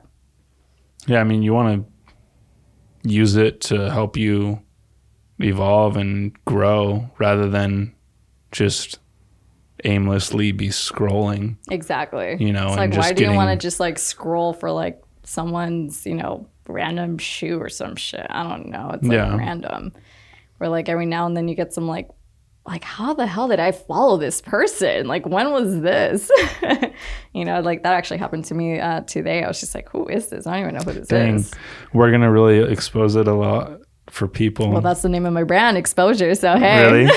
Awesome. You know, it's gonna expose a lot of people to, when they are on these social media networks, to think about, okay, I see this post. What is this doing? Exactly. What is it? Like, Is it how am I educating perceiving me? this? Is it inspiring me? Or is it entertaining me? Is it doing any of those three? If it's not doing any of those three, purge. Bye. Be gone. You know, it's one of those things. And actually, you can have people, all your followers, you can have them unfollow you too now. What do you mean? So let's say I follow you and you look that I follow you. You can actually click for me to unfollow you. So you have control of that now. Wow. Yeah. That's cool. Which is, I love it because it's sort of like getting rid of all the people that don't engage with your content and stuff. So it's like you're purging and you're literally like getting all the good people. You're like, see, Instagram, I have engagement. Yeah. You know, it's like you're literally like cleaning up, scrubbing. That's good and though. all So that. then you can remove like the bots. Yeah, all the bots, like, which sucks. It's a tedious job. Literally, it's just, that's when you get the VA to do all that tedious work. But just going through it, deleting people and all that. Granted, you can only do a few every so hours because Instagram then thinks that you're like up to no good and all that. So it's not like you can completely purge. Depends on how many followers you have and all that. But I think it's like 200 every 2 hours or every hour, something like that. And you can remove 200. And you can add up to 200 every hour. And then like it gives you like a little cap every day just because it's like, all right, why are you following so many people? And you can only follow up to 7,500 people too on Instagram. You can only follow that many people? Really? Anyone can follow you. You can have as many followers as you can have, but you can only follow up to 7,500. Yeah, I mean, how could you follow that many Yeah, I'm just people? like, what the fuck? I mean, granted, I follow a lot of them just because my clients and Yeah. all that. So I'm just like literally like, Well, it's understandable. yeah, so that's why I'm just like my Instagram's all over the place.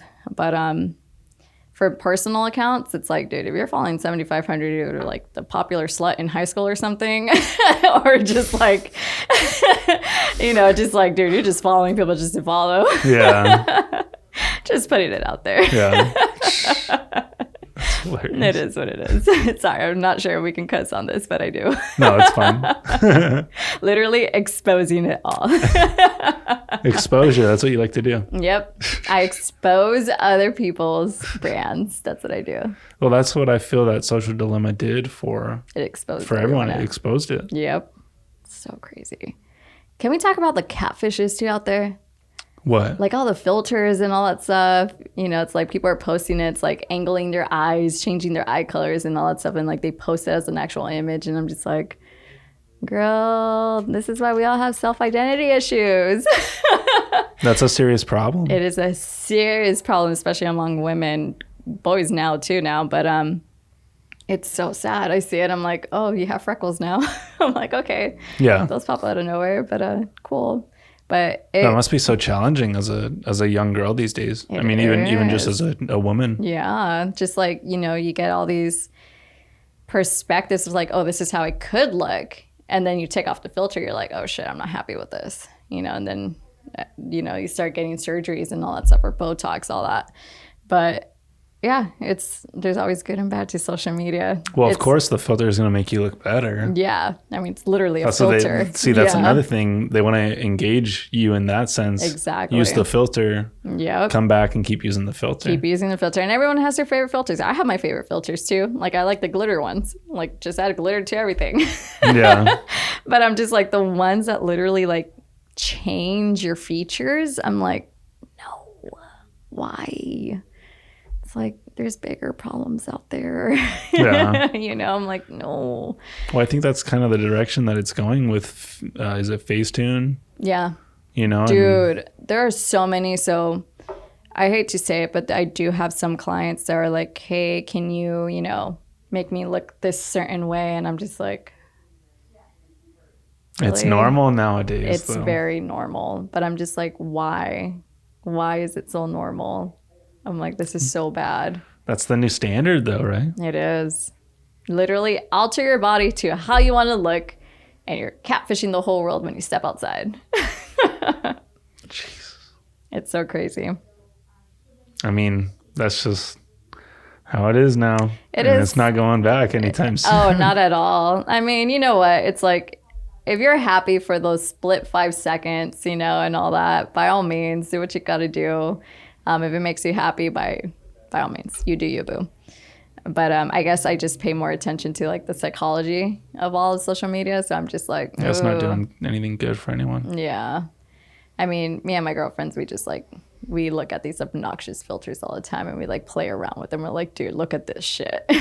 Well, see, that's good that you can look outside of it. Oh, for sure. If I didn't, oh man, I wouldn't even know how it would be right now. Like, my perspective on social media would be completely different. I would be probably one of those people that just like, oh, she went to Hawaii, 2 weeks ago, and now she's back in Hawaii, like that would be me. But I'm like, yeah, no. And you'd be like, how's she doing that? Exactly. Oh my God, she has a lot of miles. Yeah. Like, dang, how can she travel like that for work? Exactly. Hey, put your credit card on business expenses and rack those miles up, man. That's bizarre though, because it fools a lot of people. It does, yeah. It's fooling a lot of their followers. I mean, I'm talking like people who have like tons and tons of followers. Yeah. I mean, for my business, just because it's on marketing, depending on credit cards that you get, it's like 4 points on things. Like, we're literally like this weekend, we're going to Jackson Hole. I think we paid like $35, I want to say, for like resort fees, maybe like up to 100. That's all we're paying for. How? Miles, points, all that stuff. Yeah. I'm like, hell yeah. I'm like, I like this. I know. That's the way to do it. I'm like, business expense, done. That's awesome. Hell yeah. Like all those, if my client wants like a program and they're like, hey, can you look into this program? I'm like, sure, I'll be using it. So I'll buy it. It's fine. It's like monthly subscription. I'm like, all right, business expense. Yeah, that's kind of like the new thing, right? Just being able to work remotely. Yeah, I've always worked remotely since starting social media. I would go into like my client's office a lot, like 4 times a week. And then COVID happened, and then I started working from home. And now I'm only like in client's office like maybe 1 time a week now. Just to be around them? To be around them and then do videos, content, all that kind of stuff. I like doing a lot of the content myself. Like if they're in San Diego, I love doing a lot of hands-on stuff myself. If they're obviously remote, I can't do that. Yeah. But I do set them up for success. But even, I mean, you can get so much done nowadays, even with just a Zoom call. Oh, yeah. Talk to them, get an idea of what they want. Yep. So I have clients in Florida. I literally had to wake up one time at 4 a.m. to have a 7 a.m. meeting because they're morning birds. And I'm just like, dude, it's 4 a.m. for me, but gotta do what you gotta do. On your phone till midnight. Oh my God, seriously. Like, honestly, I'm going to be completely real with you. I did not sleep at all last night. Why? I was just on my phone. No. Like, literally all that. I was just for like scrolling. Or? I was for work for like the beginning. And then I was just like, okay, like, I was like, let me lay down. Let me close my eyes. Nothing. I was like, all right, let me go back on my phone.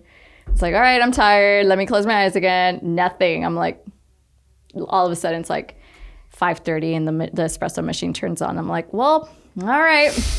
Seems like I'm up now. Literally did not sleep a single ounce. I don't know how I'm awake right now.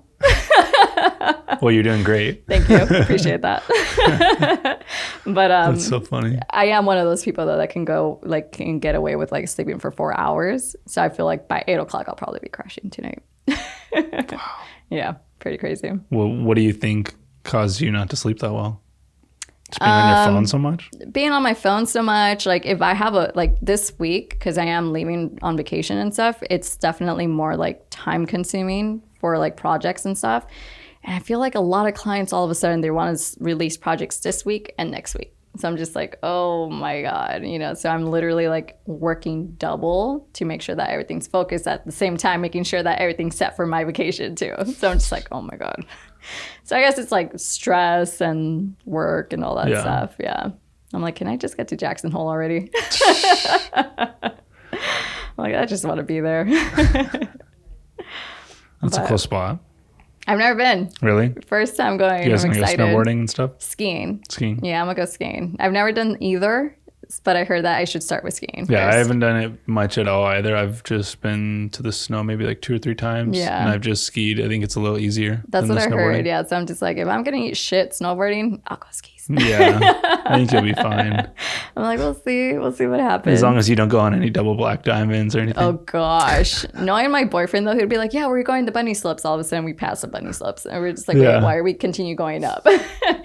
Jackson Hole is literally the place where the Olympians go and train. I'm like, dude, that's intense. You're at the top of the hill and he's like, all right, well, here we are. Seriously, the only way's down. My ass is going to be going down that hill in 5 hours because I'm going to crawl down. Yeah. Oh my goodness. Like, yeah, I'm not going to do that. First time, big ass mountain. I'm good. That's funny. How was your Austin trip? It was great. Yeah? Yeah. We haven't been to Austin. Went there, so like a big body of water, like a lake. Yeah, I love there. It was pretty cool. So I was like, okay, well, we're thinking about going there, moving there, but oh, actually moving out there. Maybe. Yeah, I mean, potential. Yeah, we were just teasing the thought. Yeah. But we were like, well, we love the beach. We don't really go to the beach too much, but like just it's nice to be there. Yeah, the luxury of it. Yeah, and we go see the sunsets all the time. Yeah. And then we went to Austin and went to the lake there, and they had a beautiful sunset, and it was like, it wasn't really much different than the beach here, you know, so. It literally looks like a beach. Yeah. Any body of water, honestly, can look like a beach. No, Austin is beautiful. I love Austin. Honestly, just Texas in general, like Dallas. I love Dallas. So much fun out there. Well, and the cool thing, too, is that you can do work from there, too. Oh, yeah. I can do work from anywhere, which is pretty cool. I mean, I'm going to take my laptop on this vacation, quote unquote vacation. Yeah. But yeah, I can for emergency remotely. reasons. For emergency reasons, yeah. I literally have one of those like outlets for your car that like can charge, like a charging port for your laptop and all that stuff. I'm like, yep, I got it all. Yeah. That's funny. Like I got to do what I got to do, man. No service? Oh shit. It's fucking crazy. Well, Moncy, thank you for doing this. Thank you for inviting me. And Loved it. It was fun. Enjoy your trip to Jackson Hole. Thanks. All right, guys. Later.